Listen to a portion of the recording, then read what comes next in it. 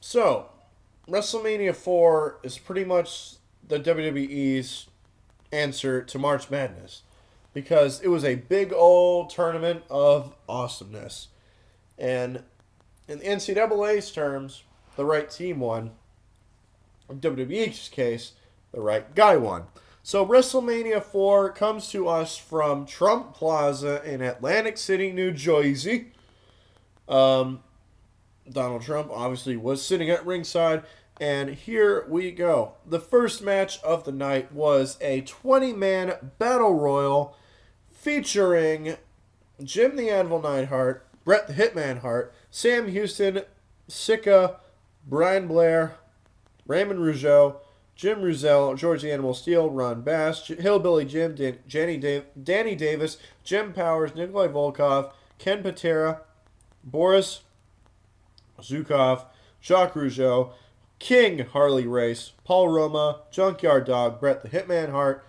I think I already said Bret Hart. Oh, well, only one Bret Hart was in there, and Bad News Brown. After what feels like a colleague of eliminations, Junkyard Dog gets thrown out by both Bret and Brown at the same time after forming a pack. From there on, Brown betrays Bret, hits him with a ghetto blaster, and throws him over the top rope for the win. And he gets a trophy. Bad News Brown gets a trophy, and later it gets destroyed by Bret Hart, and further turning him babyface in the process. So, we get to the tournament. Now, a little backstory on the tournament. Hulk Hogan and Andre the Giant fought each other on Saturday night's main event. And Ted DiBiase, Andre the Giant won. He gave the belt to DiBiase. And there was something with Dave and Earl Hebner. Like, they were twins and they didn't know who was who. So, Jack Tunney, the president of the WWF at the time, decided to throw a March Madness style tournament at WrestleMania, of all places. So, there you go. So, the first match was Hacksaw Jim Duggan versus the Million Dollar Man, Ted DiBiase, with Andre the Giant and Virgil in his corner. Nothing really too special. Ted DiBiase gets the roll up for the win and moves on to the next round. This one was pretty much just average. If Hacksaw Jim Duggan's on, you pretty much knew he was going to lose, especially for the WWF title. Now we got Don Morocco with superstar Billy Graham in his corner against Dino Bravo and Frenchie Martin in his corner. For me, Dino Bravo gives the move of the night with a stunning pile driver. Woo, that pile driver was absolutely sick. Morocco looked ravaged by steroids, and his left arm looked grisly. Yeah, it looked very big. The match ended with Dino getting disqualified for pushing the referee into Don Morocco. So Don Morocco moves on to the next round. Now we got Ricky the Dragon Steamboat and Greg the Hammer Valentine. Very stiff. This match was very stiff between these two NWA veterans. But Greg goes through to the next round due to reversing a flying cross body on Ricky the Dragon Steamboat. This would be Steamboat's last pay-per-view until SummerSlam 91, which is kind of surprising. But then again, not really. So, Greg the Hammer Valentine gets the win here. Alright, next up we get the Macho Man Randy Savage, ooh yeah, against Butch Reed. The end comes when, for some reason, Reed gets distracted by Elizabeth, taking what seems like forever to get to the top rope, top turnbuckle, only to be lifted off by Savage and hitting the elbow for the 1-2-3, moving on to the next round. So Macho Man moves on to the next round. Now we got Bam Bam Bigelow against the One-Man Gang. What should have been a well-matched fight is probably the most ridiculous match of the night. What is made worse is the countout made by Slick, the great manager Slick, Butch Reed, who was in Butch Reed's corner. Pulling the rope down was badly executed because Bigelow was as good as in ring at the time, as in the ring by the time the 10 count occurred. So I don't the match of this the match the match was just bad. It was just bad. One man gang wins by countout, which was absolutely ridiculous. Um, Now we get Rick Rude against Jake the Snake Roberts. Now this match was in the video game Legends of WrestleMania, but this was a pretty badly booked match because these two men were in a big feud with each other at the time. Two wrestlers in a feud having a 15-minute technical match with rest holds is a little bit strange if you ask me, especially since the pair didn't properly, especially since this didn't really properly end the feud. Probably the best match of the night despite its predictability. Rick Rude and Jake Roberts fight to time limit draw, 15 minutes. It was a draw, pretty much. And it was a tournament match too. So there you go. Now we got the Ultimate Warrior against Hercules Hernandez. The match ends when Warrior had the presence of mind to get out of a full Nelson by kicking away from the turnbuckle and using the leverage as a pin bridge. Despite the sloppy execution, it was still pretty unique.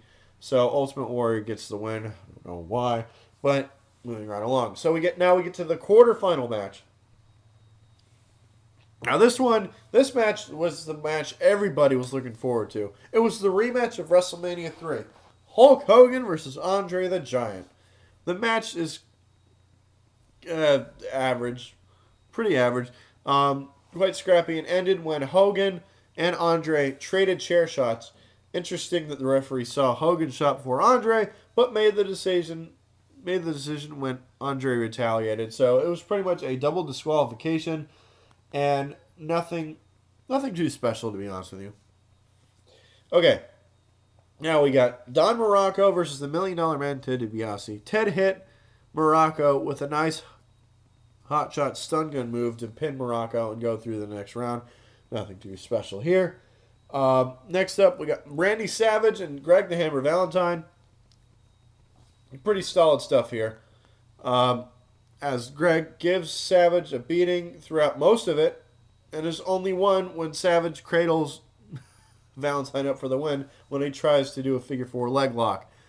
Valentine is probably the most consistent worker of the night, which is kind of surprising because most of the time he was pretty slow and pretty dull for the most part for his career. Now we got... Oh, that's right. The one-man gang gets a bye to the next round because of the double elimination from Jake Roberts and Rick Rude. Now, Brutus the Barber Beefcake and the Honky Tonk Man for the Intercontinental title. Another match that went nowhere. The wrestling in itself was quite boring and choppy and ended when Honky Tonk Man got disqualified when Jimmy Hart hit the referee over the head with a megaphone. Not really that special, to be honest with you. Now we got the Islanders and Bobby the Brain Heenan. Yes, Bobby the Brain Heenan actually wrestled a match against the British Bulldogs, Davey Boy Smith, Dynamite Kid, and Coco Beware. This match was okay, but it wasn't really on par with a typical British Bulldog match. Coco performs his best move of his career with a double leg scissors headlock rollover combination. The match ends with the Islanders drop Heenan onto Coco for the win. So, Bobby the Brain Heenan pins Coco Beware. Who would have thought? And we got the news that Ted DiBiase also gets a second round bye because of the double disqualification from the Hogan and Andre match. Now we got Macho Man Randy Savage against the One Man Gang. This match was bad. This match was bad. One Man Gang looked terrible in this match. And he also got disqualified, so Thankfully he got disqualified. And now we got. Oh, Ted DiBiase got a bye to the finals. My bad. First round by the finals. My bad. Now we got Strike Force, which is Rick Martel and Tito Santana against Demolition, X, and Smash. With Mr. Fuji in their corner. The crowd was pretty dead for this match at this point, and the only time they cheered was for Demolition. The match ends when Axe hits Martel over the head with Fuji's cane, so Smash gets the pin. What's funny is the referee involved oversells Santana pushing him away, but then retaliates. But not retaliates. He has to realize he has to make the cover, follow his script, and make the count. So yeah, Demolition, Axe, and Smash win the tag team championships. So there you go. And now the main event, the finals of the tournament. We got Macho Man Randy Savage against the $1 Million Man Ted DiBiase. Savage gets concerned when Andre the Giant interferes, so he sends Miss Elizabeth to the back. She ends up bringing, who else? Hulk Hogan come out to ringside, of course. DiBiase hits on the sleeper hold on Savage, and finally Hulk Hogan uses a chair to smack DiBiase in the back, allowing Savage to get the pinfall after the flying elbow drop to win the tournament and become the new WWF champion. Considering that Savage is portrayed as Survivor, the sum of the matches only amounts to about 25 minutes. The biggest problem with the match, with the final match, is Hogan. I don't understand why he's just thrown out there, but he pretty much taints Savage's victory. To make things worse, he's still hogging the spotlight when Savage clearly deserves to be champion.